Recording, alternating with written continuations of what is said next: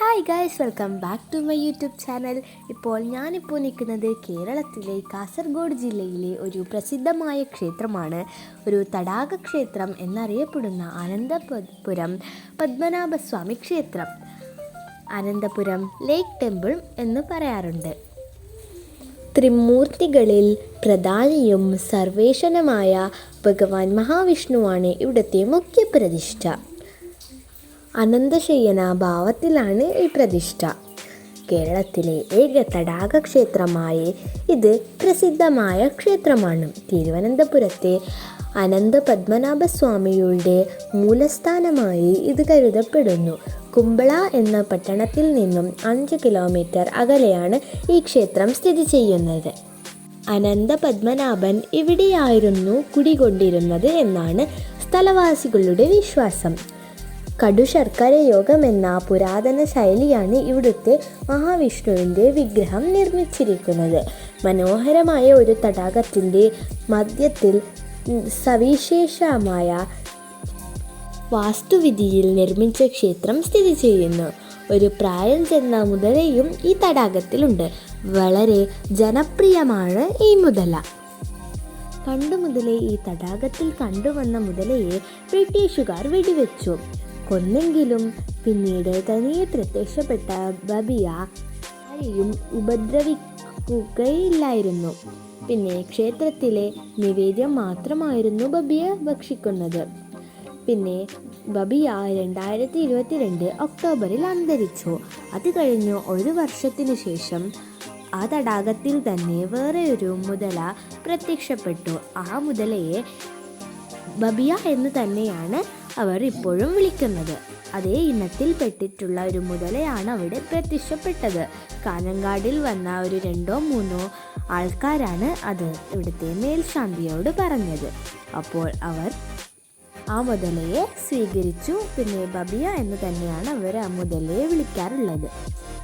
അനന്തപുരത്തെയും തിരുവനന്തപുരത്തെയും ബന്ധിപ്പിട്ടിരിക്കുന്ന വിശ്വാസപ്പെടുന്ന ഒരു പ്രകൃതിദത്ത ഗുഹ ക്ഷേത്രത്തിൻ്റെയും ചരിത്രത്തിൻ്റെയും പുരാണവുമായി ബന്ധപ്പെട്ടിരിക്കുന്ന ഒരു പ്രധാന സവിശേഷതയാണ്. ദന്താവതാരം, വിഷ്ണുവിൻ്റെ 10 അവതാരങ്ങൾ, നവഗ്രഹങ്ങൾ, 9 ഗ്രഹങ്ങൾ എന്നിവ ചിത്രീകരിക്കുന്ന ധാതു ശില്പങ്ങൾ ക്ഷേത്രത്തിലുണ്ട്. തുളുബ്രാഹ്മണ മുനി ദിവാകര മുനി വിശ്വമംഗലവുമായി ഈ ക്ഷേത്രത്തിന് ബന്ധമുണ്ട്. അദ്ദേഹം അവിടെ തപസ്സും പൂജകളും നടത്തിയിരുന്നതായി പറയപ്പെടുന്നു. അനന്തപത്മനാഭൻ്റെ യഥാർത്ഥ വാത്സല്യം. അനന്തപത്മനാഭൻ്റെ രൂപത്തിലുള്ള മഹാവിഷ്ണു ഒരു ഗുഹയിൽ തിരുവനന്തപുരത്തേക്ക് പോകുന്നതിന് മുൻപ് ഇവിടെ താമസിച്ചുവെന്ന് വിശ്വസിക്കപ്പെടുന്നു. 9-ാം നൂറ്റാണ്ടിലാണ് ഈ ക്ഷേത്രം നിർമ്മിച്ചതെന്ന് പറയപ്പെടുന്നു. ദിവസേന വൈകുന്നേരം 7:30, പിന്നെ ഉച്ചയ്ക്ക് 12:30, 7 എന്നീ സമയങ്ങളിലാണ് പൂജകൾ നടക്കുന്നത്. ക്ഷേത്രത്തിൽ നടക്കുന്ന പൂജകളിൽ കാർത്തിക പൂജ, പഞ്ചകഷായം, കുങ്കുമാർച്ചന എന്നിവകൾ ഉൾപ്പെടുന്നു. ക്ഷേത്രത്തിന് ചുറ്റുമുള്ള ദൃശ്യങ്ങൾ കണ്ണിനൊരു വിരുന്നതാണ്. സമാധാനത്തിൻ്റെയും ഏകാഗ്രതയുടെയും ഒരു തോന്നൽ സൃഷ്ടിക്കുന്നു. വിശാലമായ കുന്നുകൾ പഞ്ചാതമൊരുക്കുന്നു. ക്ഷേത്രം വിശാലമായ പുൽമേടുകളാൽ ചുറ്റിപ്പെട്ടിരിക്കുന്നു. ശ്രീകോവിലിന് ചുറ്റിലും ഒരു ചതുരാകൃതിയിൽ ഒരു തടാകമുണ്ട്. ക്ഷേത്രം, ഗോപുരം, ക്ഷേത്രമന്ദിരം, ശ്രീകോവിൽ എന്നിവ ഒരു ചെറിയ പാലത്തിൽ ബന്ധിപ്പിച്ചിരിക്കുന്നു. ശ്രീകോവിലിൻ്റെ പുറം ചുവരിലും പുരാണ പ്രമേയെക്കുറിച്ചുള്ള അത്ഭുതകരമായ പുരാതനമായ ചുവർ ചിത്രങ്ങൾ അടങ്ങിയിട്ടുണ്ട്. ഈ ചിത്രങ്ങളെ സംരക്ഷിക്കുന്നതായി ശ്രീകോവിലിന് ചുറ്റും ഒരു പുറം മതിൽ സമീപത്തായി നിർമ്മിച്ചിരിക്കുന്നു. ക്ഷേത്രത്തിൻ്റെ വാസ്തുവിദ്യയിൽ ഒരു കാൽനടപ്പാലം, ഒരു നമസ്കാര മണ്ഡപം, ഗണേശൻ, ദേവി, ശിവൻ എന്നിവരുടെ ആരാധനാലയങ്ങൾ, വിഷ്ണുവിന് വേണ്ടിയുള്ള ഒരു ശ്രീകോവിൽ എന്നിവ ഉൾപ്പെടുന്നു. എല്ലാ ദിവസവും പൂജയും അന്നദാനവും എല്ലാം കൊടുക്കാറുണ്ട്. പിന്നെ കുറേ ദൂരത്തിൽ നിന്ന് കുറേ ആൾക്കാർ ഈ ക്ഷേത്രം സന്ദർശിക്കാനായി വരാറുമുണ്ട്. വലിയ ക്ഷേത്രം തന്നെയാണിത്. ചുറ്റും ചെടികളും എല്ലാമായിട്ടുള്ളൊരു മനോഹരമായൊരു ക്ഷേത്രമാണ്. അടുത്ത് അനന്തപുരം കുന്നും സ്ഥിതി ചെയ്യുന്നുണ്ട്.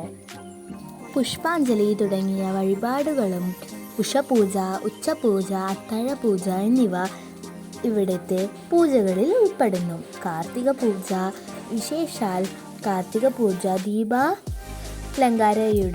കാർത്തിക പൂജ എന്നിവയാണ് വിശേഷ പൂജകൾ.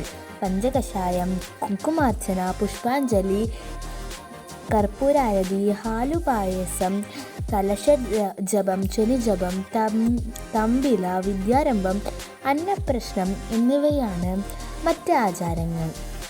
വാർഷികോത്സവം, കുംഭമാസം, തപതോത്സവം, ഏപ്രിലിൽ തുടങ്ങിയ ഉത്സവങ്ങൾ ക്ഷേത്രങ്ങളിൽ ആഘോഷിക്കാറുണ്ട്. രാവിലെ 5:30 മുതൽ ഉച്ചയ്ക്ക് 12 വരെ നീണ്ടു നിൽക്കുന്ന വൈകുന്നേരം.